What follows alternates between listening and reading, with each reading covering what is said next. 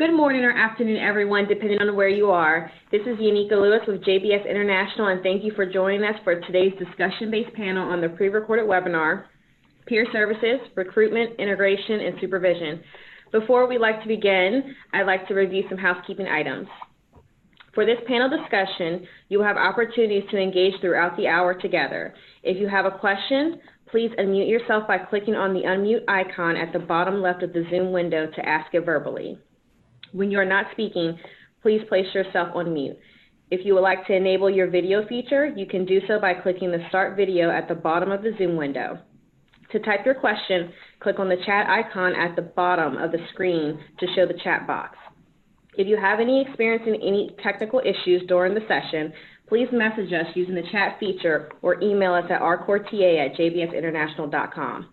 At the end of the session, we request your participation in a short survey that will appear in a pop-up window in the middle of your screen. We thank you in advance for your participation in this session as well as the survey.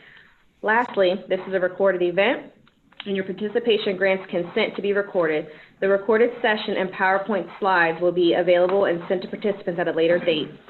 Today's panelists are Tanya Craigie, Drug Poisoning Prevention Team Supervisor for Safe Communities MDC, AJ Ernst, Donald McDonald, and John Roberts, Technical Expert Leads for JBS International. AJ, I'll turn it over to you. Well, welcome everyone. And for those that are coming back after having seen this several months back, thank you for returning. And I want to thank all of the presenters today, especially Tanya Craigie, who was a co-presenter with me initially, and also John Roberts and Donald McDonald, and I'll give everyone a chance to introduce themselves very briefly. And I think that's important to understand the amount of experience that's on this line today in terms of recovery. As an example, when I was jotting down some of the highlights of my experience specific to recovery, I'm now entering 39 years in recovery, which has been a long time. And in those years, I've been doing a number of initiatives specific to recovery in addition to behavioral health initiatives. Working with AmeriCorps to develop a recovery core initiative, developing comprehensive community services through CCS with Medicaid funding that reimburses for peer services. Establishing recovery rallies. This past September, our recovery rally in Madison, Wisconsin held over 1,000 people. Establishing sober homes, working with NAR, the National Alliance of Recovery Residency, working on initiatives with other people in recovery on Ban the Box, establishing statewide associations, one of the founders for the Wisconsin Family Voices for Recovery, charter member of the Wisconsin Voices of Recovery, working on initiatives to place recovery people in emergency rooms, and that continues to grow throughout the state. And there's a lot more. And those are some of the things that I just thought about. But I think the point I'm making is that when you're in recovery and working in the field, it's fairly quick to see how much work there is still yet to be done.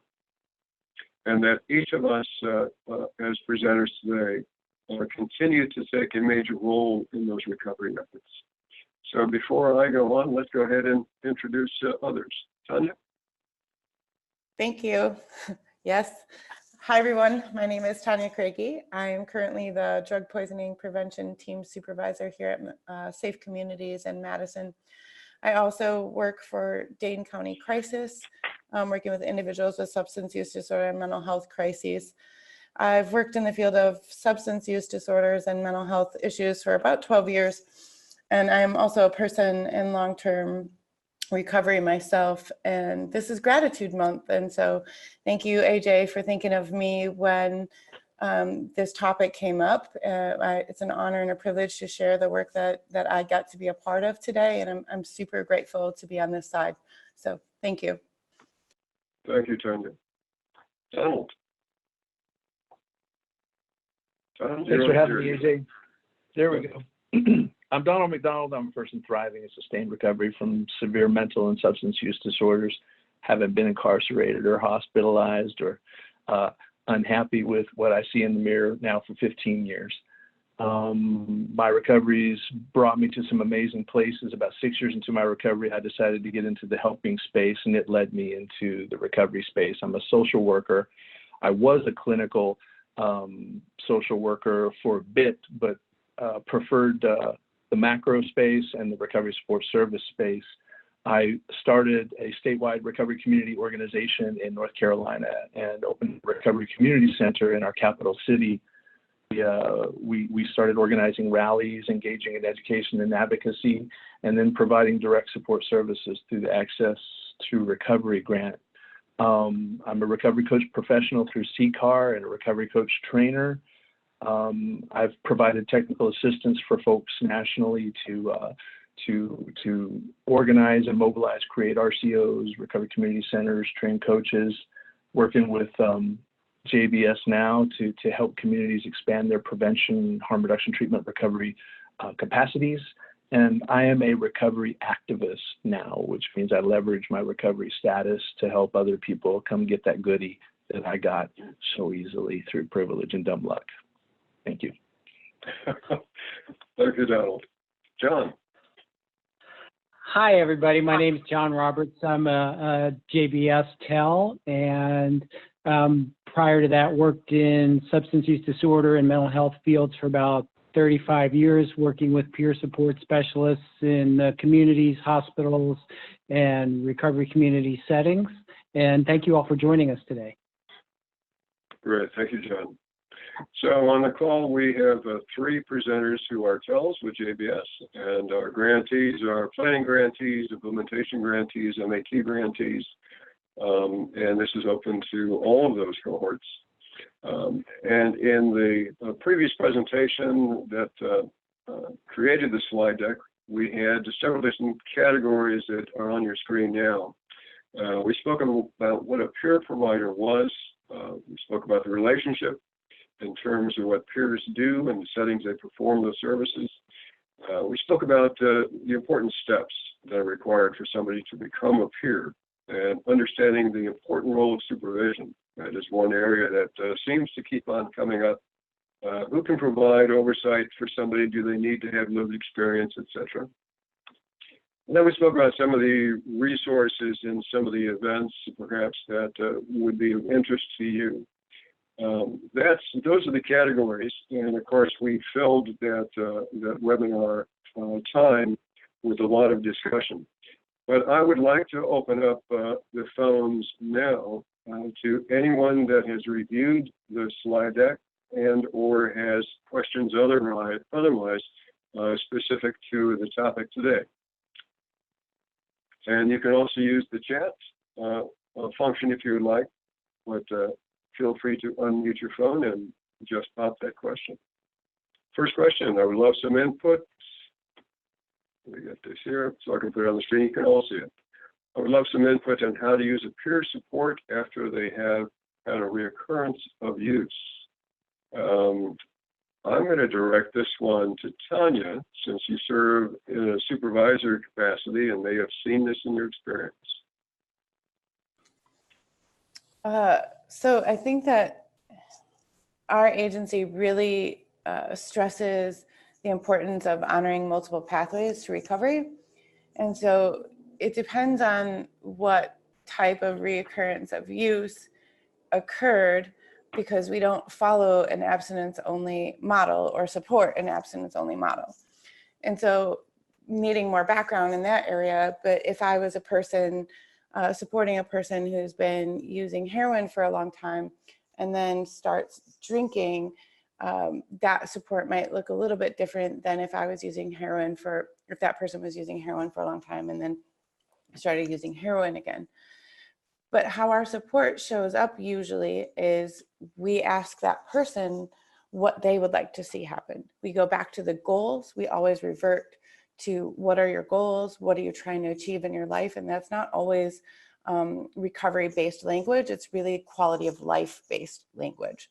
So talking about feelings, how does that person feel after returning to use?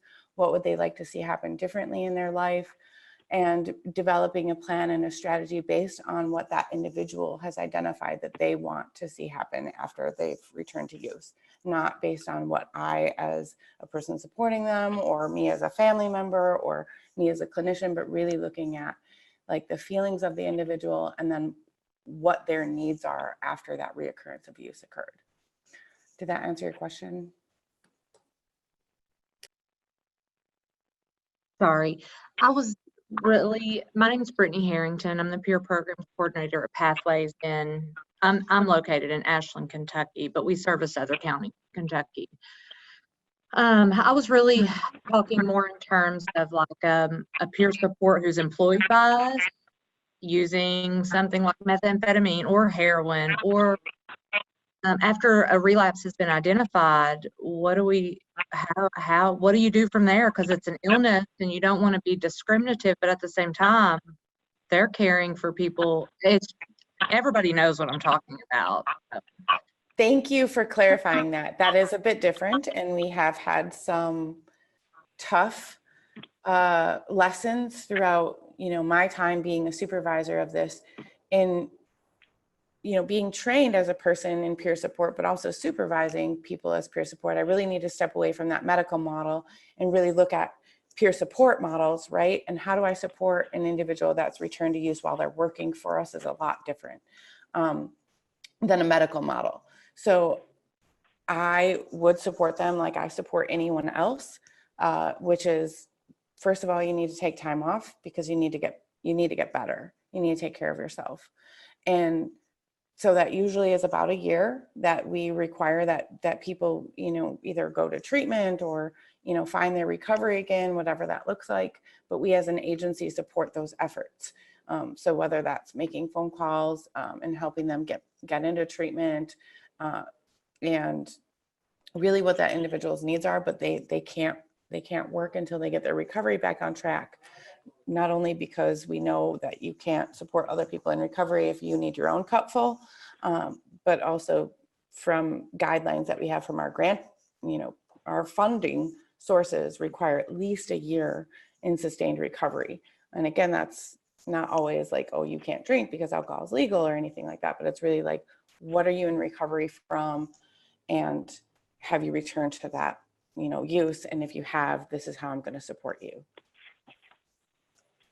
Was that more helpful, Brittany?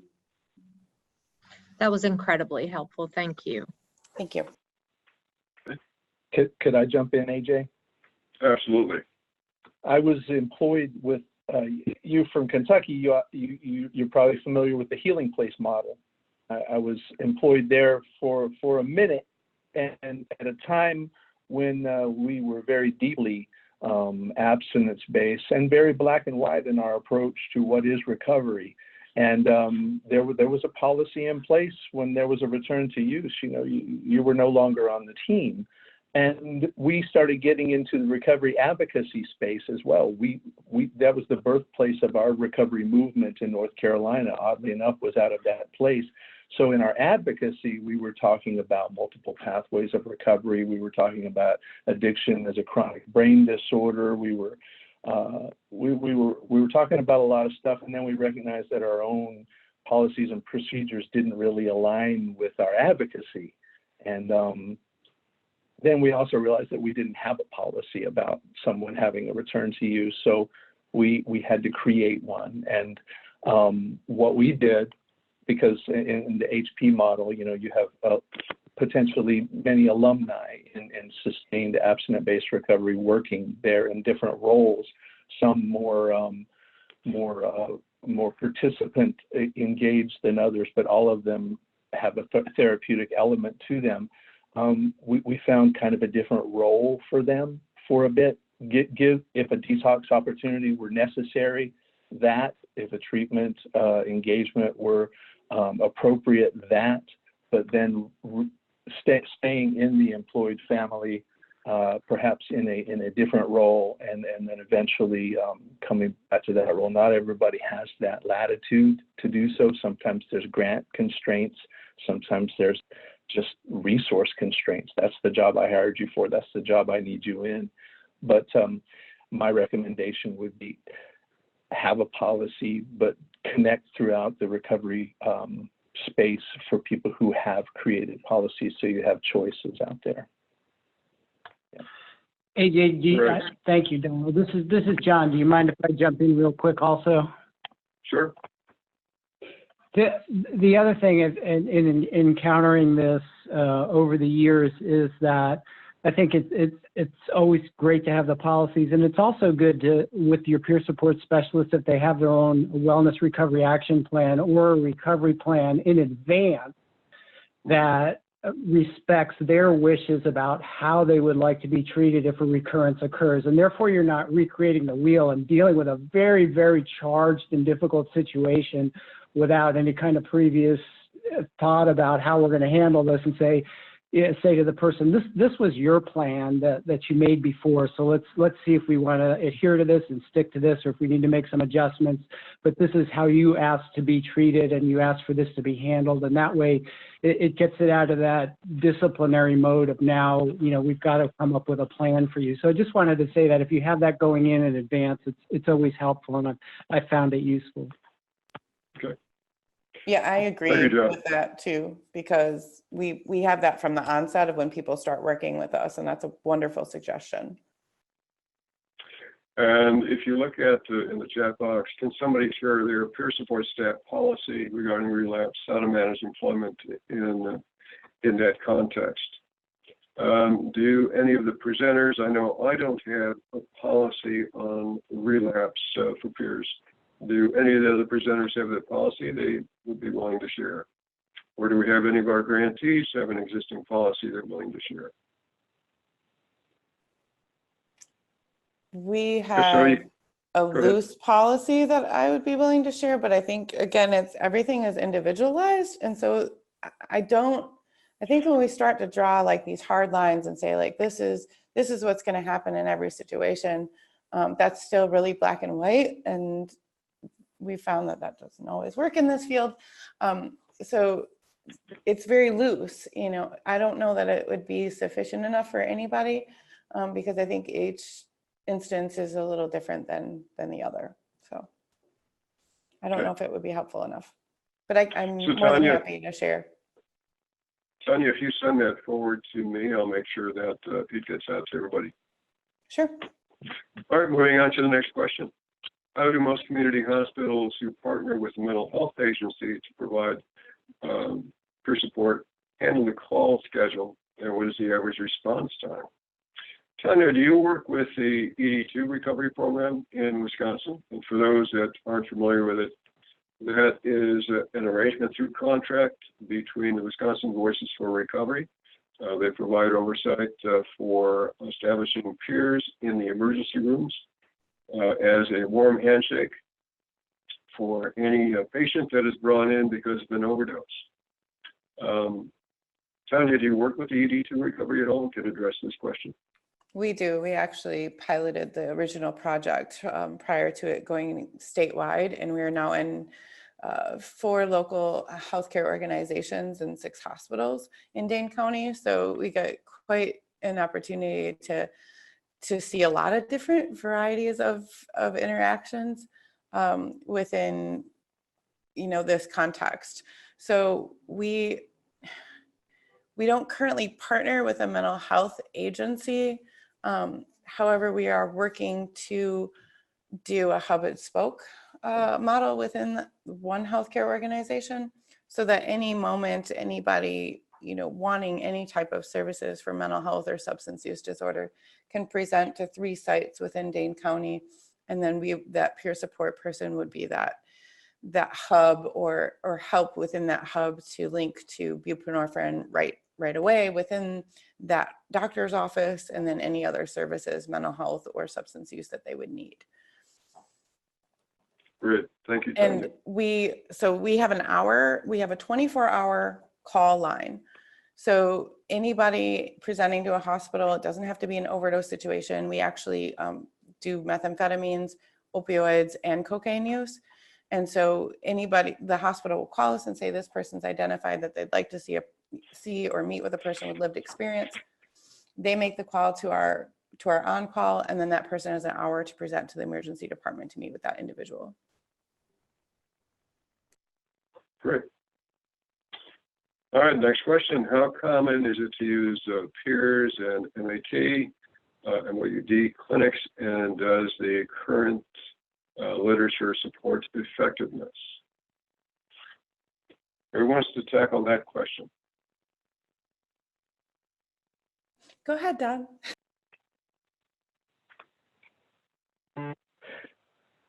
Well,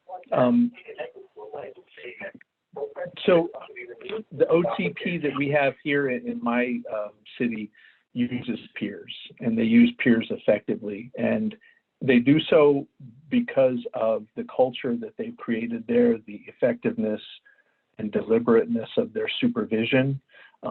Honestly, this was an OTP where I started my career as a security guard, and eventually, many years later, they were not recovery oriented at the time, but one of my peers ended up directing the place and created a very recovery oriented OTP.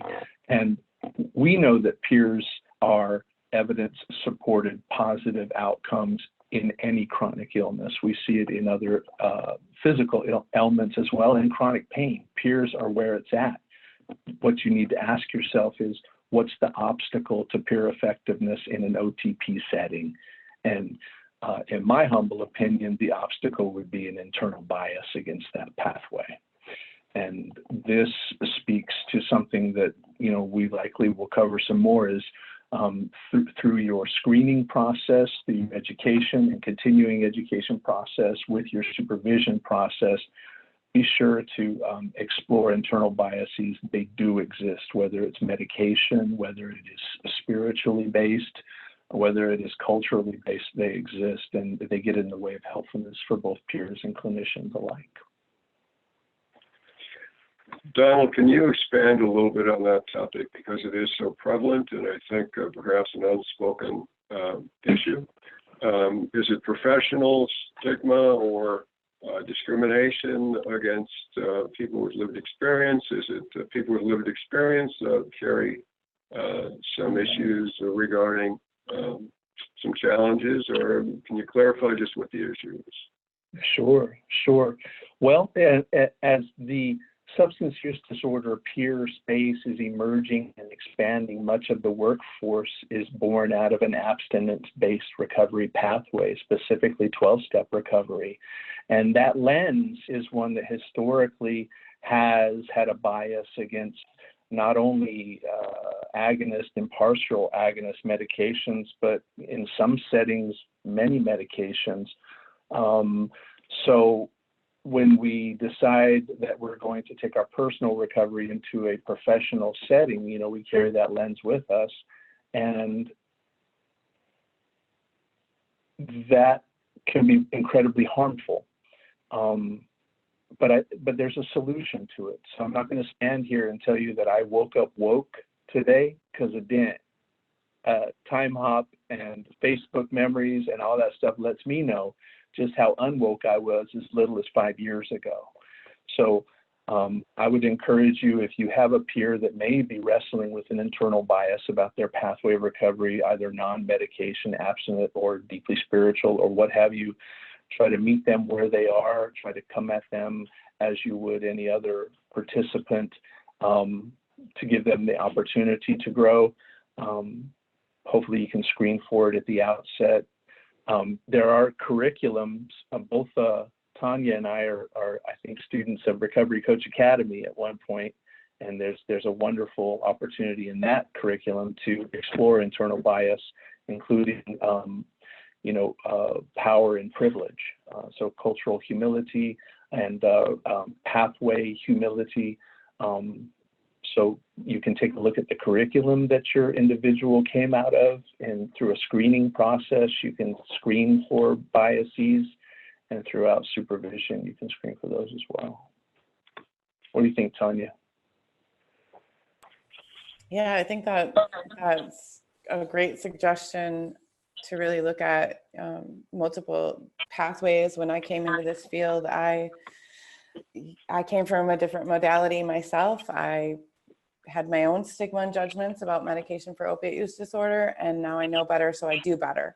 And part of that is my personal recovery is separate from another person's recovery. So what I do in my own life to enhance my quality of life doesn't have any forbearance on how I help another person achieve that in their own lives. With that being said, we do have coaches that go to specific clinics within Dane County consistently, and we have a really good partnership with them. And because they have immediate access. So we can literally call them either after hours and say, hey, we have a person that really needs to get in there. And they'll say, the owner will be like, hey, tomorrow morning at 6 a.m., have this individual there. And so we really like to have the partnerships with the places where they're not put on a waiting list and they're not considered to be a number. They are considered to be a person, and they are treated with dignity and respect.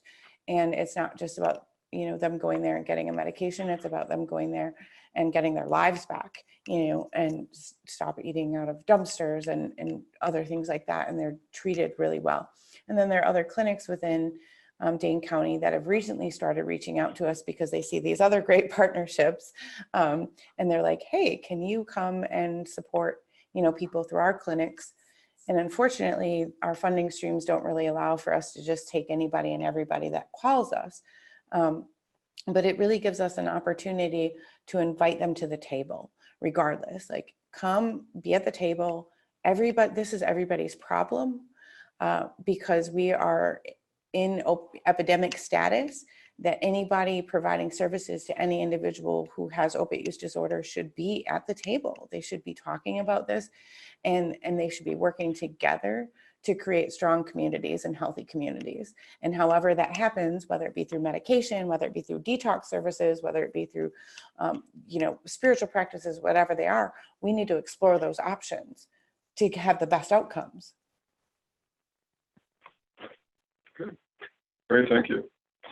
There's one slide in the presentation that's on your screen now in terms of lived experience. I remember having to deal with some of the resistance in bringing peers on staff in one agency years ago. And that's where this slide was created. It's the biopsychosocial spiritual slide. In fact, BMS, Beamers, was an acronym that was used on a card. And on the back side was a serenity prayer because it allowed people in recovery to remind themselves of what their recovery was all about in terms of physical awareness, mental health insight. All of this is what is the value added to people with lived experience.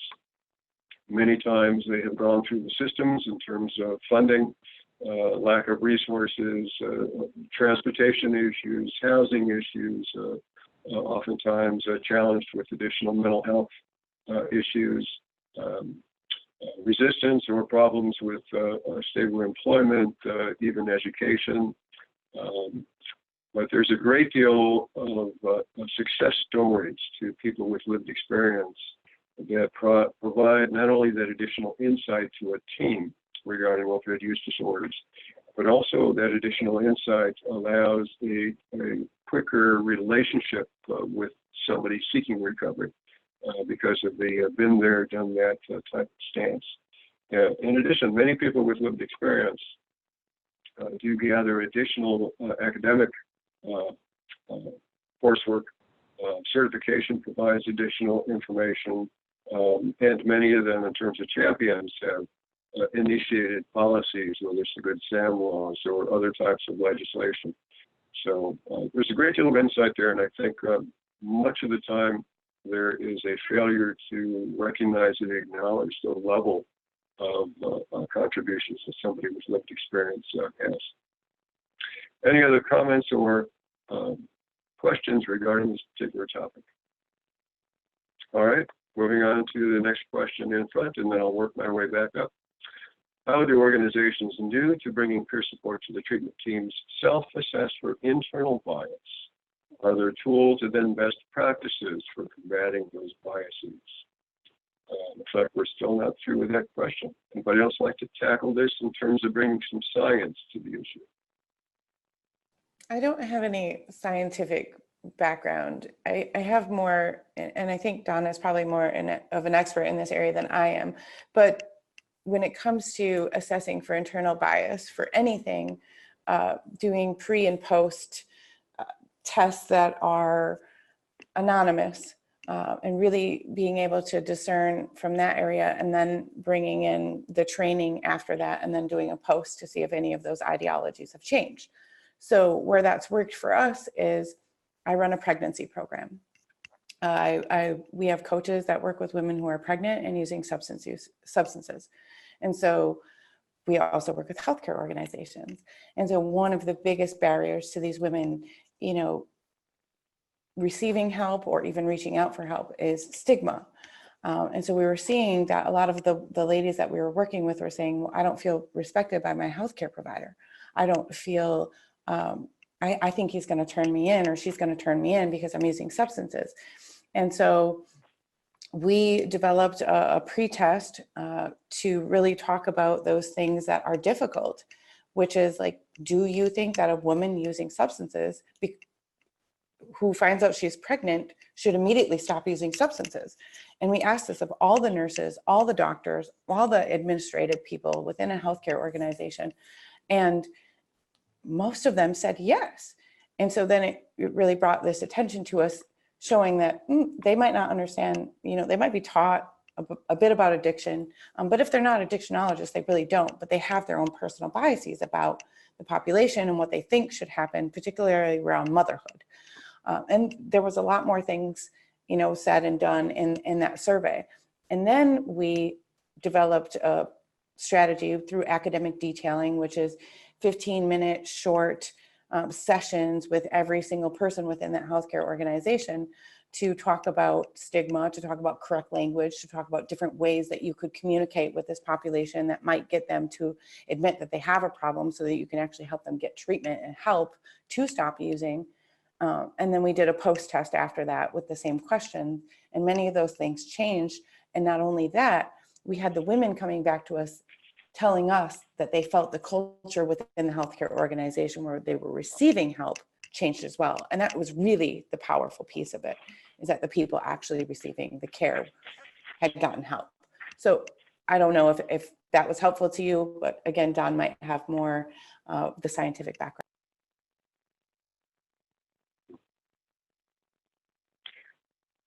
Don or John, anything to contribute in terms of ways to assess challenges at the gate?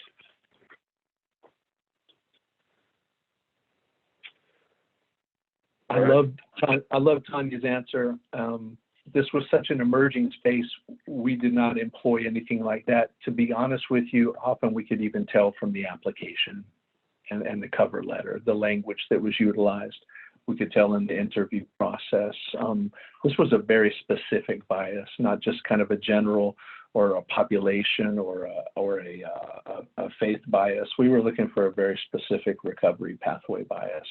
And usually it was pretty obvious with folk, but just a cursory Google search pulled up where Harvard is explored in this space with Project Implicit. So that's something I'm going to be checking out after this call. Great. Moving on to the next question. It'd be great to hear about how to recruit peer providers in an area where access to resources is low. How do you engage with individuals who are recovering or in their journey to recovery?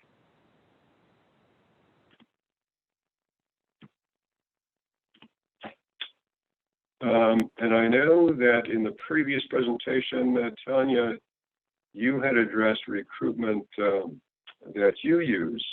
I know with the development of the Recovery Corps, which is a version of AmeriCorps, that in itself, Recovery Corps served as a recruitment tool, because the Recovery Corps allowed for not only the development of skill sets on the job for the time the person was involved with Recovery Corps in their lived experience, excuse me, but it also provided for significant funds to support that person in college or other types of areas of interest that required some funding. Tanya, any key highlights in terms of recruitment strategies? I think in the beginning, it was a lot different today than it is today for us, because in the beginning we were like grassroots, we were like boots on the ground, and just, so we somewhat pulled from the pool of individuals that we knew that had like long-term recovery and had a little bit more open-mindedness and had some flexibility, and maybe they had a full-time job and they could just do a little bit of this on the side. Well, now we've grown tremendously over 3 years, and our staff has grown from 2 peer support specialists working out of 1 emergency department to 4 different programs and 22 peer support specialists, and recovery coaches. And so it's a lot different today. And I think there's certain questions that we ask in the beginning, which is, what are your thoughts and beliefs on multiple pathways?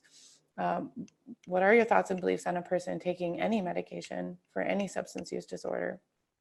And we also have more of an interview process now, rather than like word of mouth, like, hey, we know you. We have them submit resumes, and then we really discern whether or not we want to train this individual if they haven't had any training at all, but they really want to do this work, or they have the training already, and we figure out whether or not they fit in with our agencies or align with our goals and values within our agency. So it has changed over time, because I think that we have a bigger pool to pull from. People have heard about the work that we do. They want to do this work. And so in all essence, we can be a little bit more choosy as well as to the skill set that individuals bring to the table, as well as trying to really pull from marginalized populations and diversify our staff, and not just have a bunch of people looking like me out there trying to work with people that don't look like me. This, from a workforce perspective, simply recruiting peers, we may have a unique instance here where the pool of folk is much greater than the opportunities to work. I know in North Carolina it's the case. Part of our opioid action plan was training new peers, and that line just kept going up, whereas the opportunities for employment were not going up. But I think once you do decide that you're going to employ peers, even if peers are not educated or not prepared in your space, the threshold for acquiring that education piece is a matter of maybe 2 weeks of deliberate work to get it done. Yeah, I agree, and I think that if you have the forum to obtain them, so my suggestion in the beginning is particularly around rural communities is putting up flyers. Like, if you can bring in the trainer, because you can call a CCAR anytime and they'll bring a trainer to you anywhere in the United States. So it's really not about the training, it's the funding, whether or not you have the funding to train the people. But it's putting up flyers even in clubhouses or places that people may enter that are in recovery, because what I'm finding is that in rural communities, they're not as vocal about the fact that they are in recovery. So if you put up flyers for like a discrete phone line where somebody can call and say, this is my journey, I want to give back, they might be more open to reaching out to you. Great. Any other comments or questions on that topic?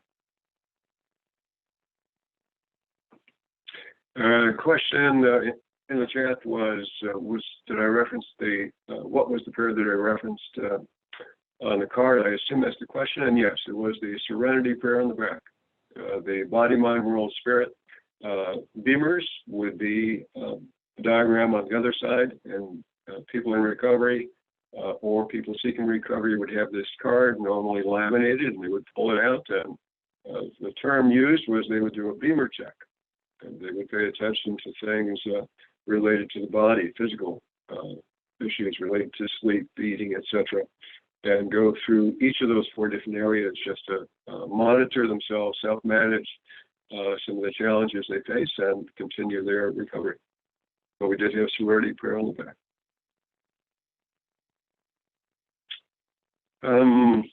It's beat a dead horse, and that's okay. We're all about beating a dead horse, not realistically, but nonetheless, I know what you mean.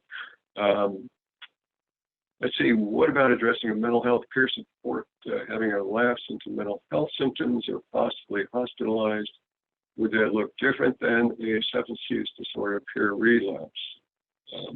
I'll go ahead and tackle this initially, because many people with substance use disorders have co-occurring mental illness, and sometimes the mental illness is the trigger that initiates a relapse for the substance abuse side, or vice versa. Does a relapse for mental health look different than a relapse for substance use? That's a difficult question to answer because everyone is different, and the influences that led up to and are part of that relapse can be as different. The solutions oftentimes do have some commonality in terms of peers, in terms of providing some stable settings. Engagement strategies, we know some of the best practices regarding motivational interviewing are effective for both populations, people with mental illness and people with substance use disorders. Would anyone else like to, on the panel, like to address that question?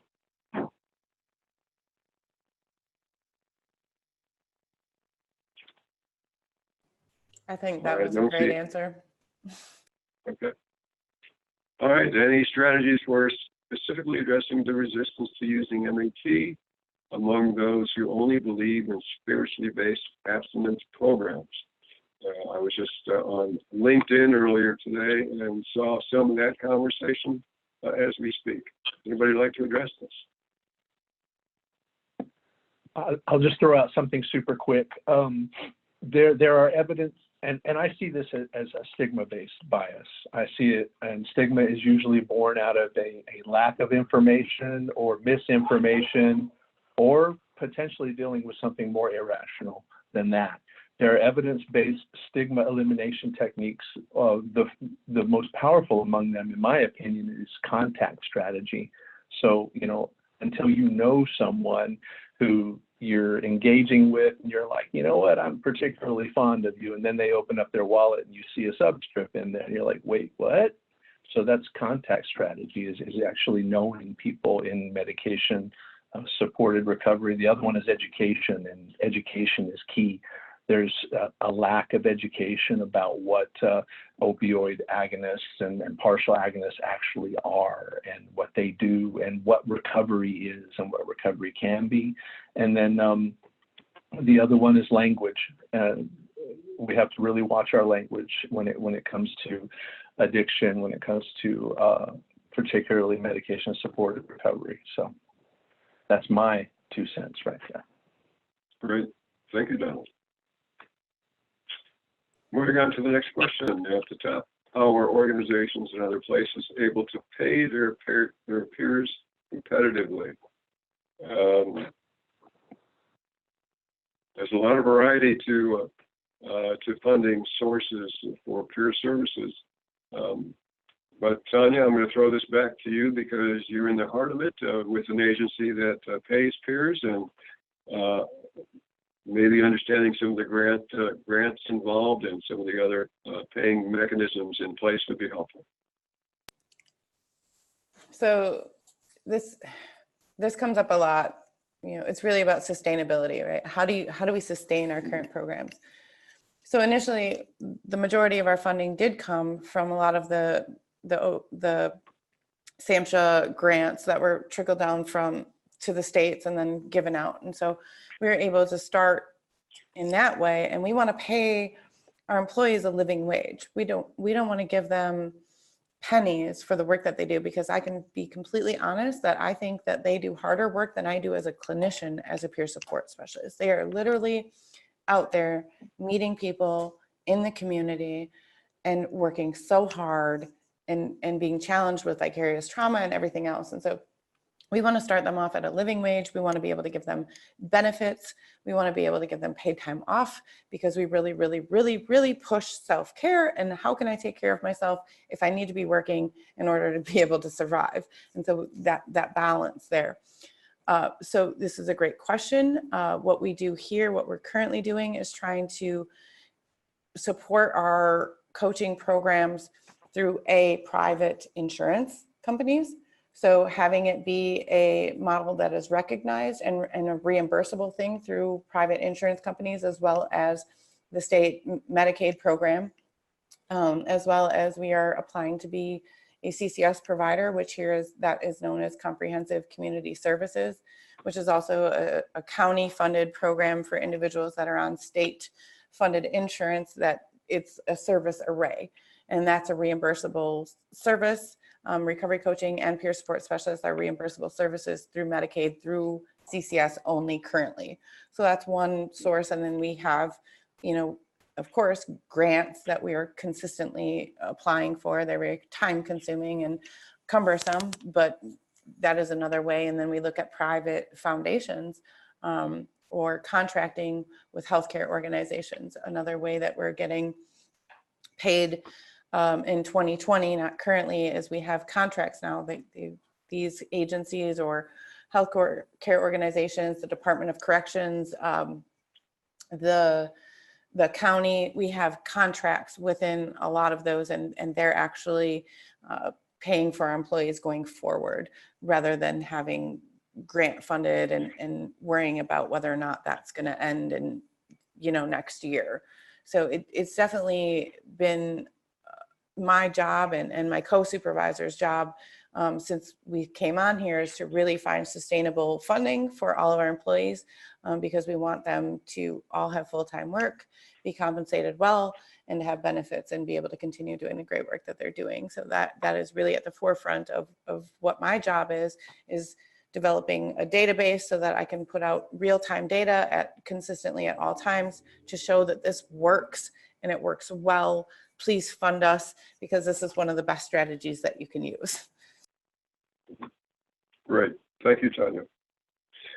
Moving on to another question, and maybe, John, this one will come to you. Peers are being trained at a rapid pace in numerous states in Central Appalachia, in part due to a new federal and state funding. Many states are reporting that while they have trained more than 1,000 peers, less than half complete certification. Ideas for supporting certification completion and post-certification employment pathways. I'm also really familiar with this issue. John, do you have any thoughts in terms of supporting someone's completion for certification after they've initiated some initial interest in that? Yeah, AJ, I'll be very brief because I know you have a fair amount to say on this, but and it's just one comment, which is, if you look at your certification requirements, how difficult or onerous are they? How long does it take folks to get through? What are the barriers and stopping points? Is it transportation getting to their hours? Is it how often they're asked to come in and complete certain activities?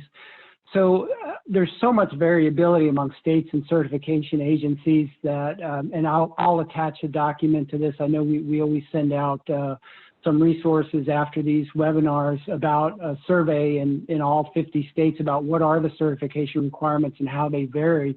And is it just that yours in your state or your agency is out of line with, or just so much more difficult that folks can't get through? So it's always good to survey them and ask. But one of the barriers I've heard over and over again is it just takes too long. I have other things. I really want to do this, and we don't want to discourage people who are, as we're saying, are on this journey and want to help and want to be part of a community of recovery from doing this and having a career path in it. But that would be my first comment is how onerous are your certification requirements in comparison to what's happening in other states or jurisdictions? Mm-hmm. Thank you, John. I know with my experience, some of the big challenges have been the diversity of people entering into certification. Their level of experience in terms of tests, some of the skills for studying, some of the skills regarding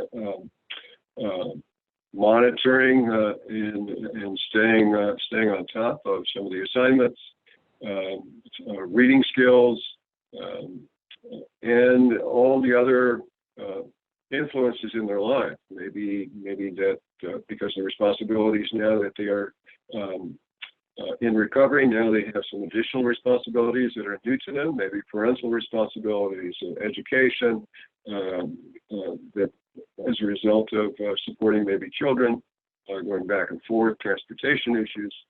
So I think the biggest consideration that I've seen is paying attention, almost doing a needs assessment of individuals as they come into a program for certification, and giving them as much support as possible all along the way, recognizing the successes that they make, and eventually seeing for those people that have become certified, seeing if they can step into a monitoring role and work with some others coming up behind them, monitoring studying habits, monitoring commitment to the program, etc. A lot of diversity there. But it is an issue. Follow through can be a real issue. Any other comments from Don or Tanya? I just have, I know in our state, currently being a peer support specialist trainer, one of the biggest reasons that I've seen is word of mouth. People get afraid. They hear about the test. And so within their little subcultures throughout the state, they're like, I'm not going to take the test because I'm worried that I'm going to fail it. Or they do take the test and then they fail it, and they get 3 times that they can try to take the exam and before they have to take the class again. And so if they take it once and then they fail it, they're like, oh, I don't want to be certified now. So for them, a lot of times the accomplishment was in taking the course. It's a very grueling course, but I think the fear therein lies of taking an exam. And if you look at historical trauma and things that have occurred throughout individuals' lifetimes, is that they might have had, you know, instances happening throughout their grade school or high school or middle school years where taking an exam wasn't a very good experience for them, or being in school in general was a very good experience for them. And then they go and they're an adult now and they're excited and they're motivated and they're passionate about doing this work. And then they're like, oh, I have to be tested on whether or not I can do this work.